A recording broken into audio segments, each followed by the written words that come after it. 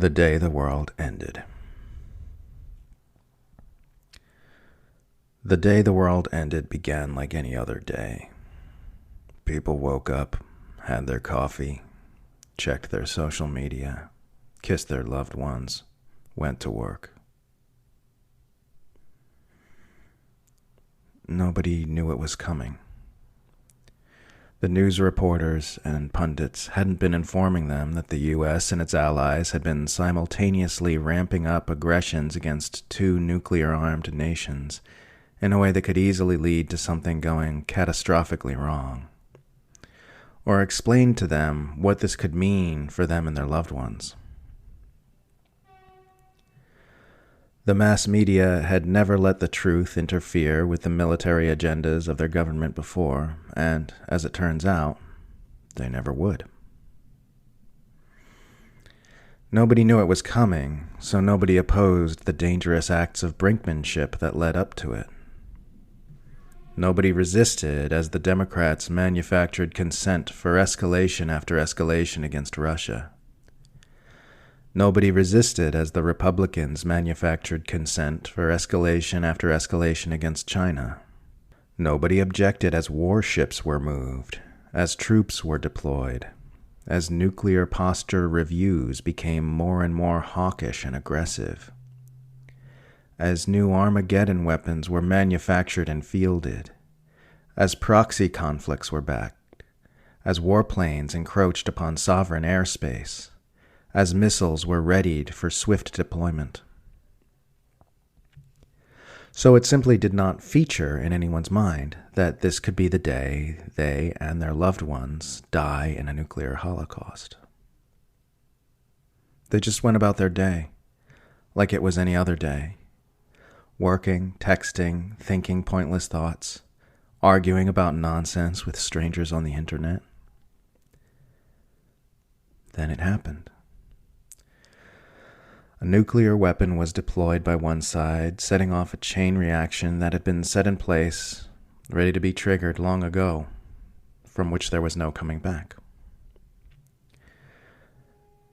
And the funny thing is, it was an accident.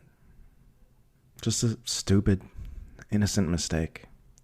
One of the thousands of people responsible for the operation of those horrific weapons got a little careless with their part in the day-to-day management of the imperfect technology used in an international nuclear standoff that had become increasingly tense and confusing amid rapidly rising Cold War chaos. That's all it took. Nothing grand or dramatic, just a bad decision made at the wrong time. 1 minute it seemed fine, the next minute it was the end of everything. Nothing rearranges your mental priorities like looking outside and seeing a mushroom cloud growing on the horizon. Suddenly, your particular political ideology doesn't feel so significant anymore. Your personal beef with your coworker loses its importance. The heated argument you were having online slips forgotten from your mind. In fact, nearly everything you'd spent your mental energy on that day up until that point feels like a ridiculous, pathetic joke. There was fear, of course. Panic, of course. People ran. People hid. But the realization spread very quickly that there was no escaping this one. That this was the end. And in that brief moment of helpless surrender to the inevitable, humanity was the most awake it's ever been. The most alert, the most tuned in, the most compassionate, the most loving. If there had been anyone outside of it to witness it, the beauty of our species would have taken their breath away. The earth shook. The flames spread. Black carbon was hurled into the stratosphere for decades. All the Earth's creatures perished in the darkness and radiation. And then it was all still. Still and silent. It was a mistake. A stupid, silly mistake. Just like all the other stupid, silly mistakes we've made since the moment we first stood upright. It's just that this mistake was our last one. The only difference between our final mistake and all the innumerable others which preceded it was that there was nobody left to fix this one, to try and course correct, to say, I see where you went wrong there. Let's make some adjustments and try a different approach. No one left to recognize the mistake, to grow as a result of that recognition and to rise above it.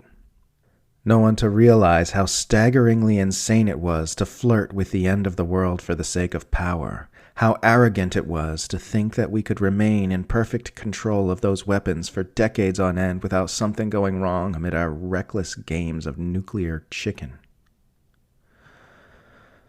No one to realize there's no good reason we need to live in a world where governments brandish such weapons at each other just because a few sociopaths decided that U.S. unipolar domination needs to be preserved at all cost. No one to realize we could all just lay down our weapons and get along with each other and begin collaborating with each other toward a peaceful and harmonious world. It would be so wonderful if that had happened. But it didn't. And now it's all gone. And it's too late to fix our mistake.